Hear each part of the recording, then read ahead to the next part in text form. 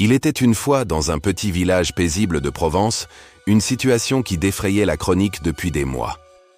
Chaque matin, les habitants découvraient avec stupéfaction un énorme serpent lové paisiblement sur le perron de Madame Dubois, une veuve de 70 ans aux cheveux argentés et au sourire bienveillant. Mais le plus troublant n'était pas la présence de ce reptile imposant. C'était le fait qu'il ne venait jamais de chez Madame Dubois, mais toujours de la propriété voisine, celle de Monsieur Leclerc. Monsieur Leclerc était un homme austère dans la cinquantaine, propriétaire d'un petit élevage de serpents qu'il avait hérité de son père. Sa passion pour ces créatures incomprises lui avait valu la méfiance du voisinage, et peu de gens osaient s'approcher de sa demeure entourée de hautes grilles. Pourtant, chaque nuit, son serpent le plus précieux, un python royal nommé Apollon, s'échappait mystérieusement pour aller dormir chez la douce Madame Dubois. Respirons un instant. Imaginez la rosée du matin perlant sur les pétales de lavande, le chant mélodieux des cigales qui s'éveillent doucement, et cette scène surréaliste qui se répète jour après jour, comme un rituel secret entre deux âmes que tout semble opposer. Au début, Monsieur Leclerc était mortifié. Il renforçait les serrures, vérifiait chaque centimètre de grillage, installait des caméras de surveillance. Rien n'y faisait. Apollon, avec une détermination qui forçait l'admiration, trouvait toujours un moyen de s'échapper pour rejoindre le perron fleuri de sa voisine. La situation devenait embarrassante, d'autant plus que les autres habitants du village commençaient à murmurer des théories plus farfelues les unes que les autres. « Ce serpent est ensorcelé !» s'exclamait Madame Martin, la boulangère. « Il y a quelque chose de louche dans cette histoire !» renchérissait le facteur, qui désormais refusait de livrer le courrier tant qu'Apollon n'était pas parti. Madame Dubois, elle, accueillait chaque matin cette visite inattendue avec une sérénité déconcertante.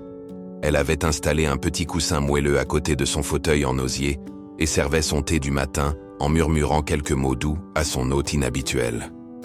Les voisins la prenaient pour folle, mais elle semblait parfaitement à l'aise avec cette routine singulière. Un matin de printemps particulièrement radieux, Monsieur Leclerc, à bout de nerfs, décida d'en avoir le cœur net. Il se leva avant l'aube et se posta dans son jardin, déterminé à surprendre Apollon en flagrant délit d'évasion. Mais ce qu'il découvrit le bouleversa au-delà de toute attente. Laissons nos cœurs s'apaiser un moment. Sentez la fraîcheur de l'air matinal caresser votre visage, écoutez le murmure du vent dans les feuilles d'olivier, et préparez-vous à découvrir une vérité qui changera tout. Apollon ne s'échappait pas, il était libéré. Chaque nuit, vers minuit, une silhouette frêle apparaissait dans le jardin de Monsieur Leclerc. C'était Madame Dubois, qui, avec des gestes d'une tendresse infinie, ouvrait délicatement l'enclos d'Apollon et l'invitait à la suivre.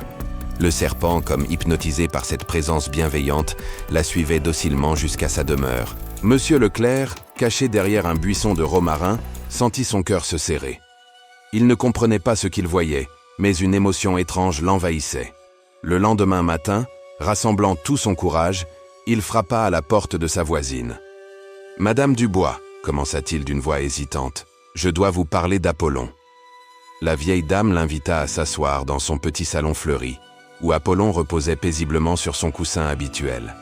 Ses yeux pétillaient d'une lueur malicieuse, comme si elle avait attendu cette conversation depuis longtemps. « Vous savez, Monsieur Leclerc, dit-elle en versant du thé dans 2 tasses de porcelaine délicate, Apollon me rappelle quelqu'un de très cher à mon cœur. » Elle se dirigea vers une vieille commode en chêne et en sortit un album photo jauni par le temps. Sur la première page, Monsieur Leclerc découvrit la photo d'un jeune homme en uniforme militaire, au sourire radieux et aux yeux pleins d'espoir.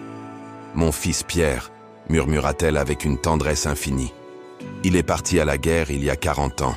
Il n'est jamais revenu. » Prenons un moment pour laisser cette révélation résonner en nous. Ressentez la mélancolie douce amère de ces souvenirs précieux, l'amour inconditionnel d'une mère qui refuse d'oublier, et la beauté poignante des liens qui transcendent le temps. Madame Dubois tourna délicatement les pages de l'album, révélant des dizaines de photos de Pierre enfant, adolescent, puis jeune homme. Sur plusieurs clichés, il posait fièrement avec un petit serpent des blés qu'il avait adopté. Pierre adorait les serpents, continua-t-elle, les larmes aux yeux. Il disait qu'ils étaient incompris, comme lui. Il rêvait d'en élever quand il reviendrait de son service militaire. Quand j'ai vu Apollon pour la première fois dans votre jardin, j'ai eu l'impression que Pierre était revenu. Monsieur Leclerc sentit sa gorge se nouer. Il comprenait enfin pourquoi Apollon était si attiré par cette femme. Les animaux perçoivent des choses que nous, humains, ne saisissons pas toujours. Apollon avait senti l'amour maternel inassouvi de Madame Dubois, son besoin désespéré de donner de l'affection à un être qui lui rappelait son fils perdu. « Madame Dubois, dit-il d'une voix émue, et si Apollon devenait votre compagnon officiel ?» Les yeux de la vieille dame s'illuminèrent comme ceux d'une enfant le matin de Noël. Elle n'osait pas y croire. « Vous feriez ça? Pour moi?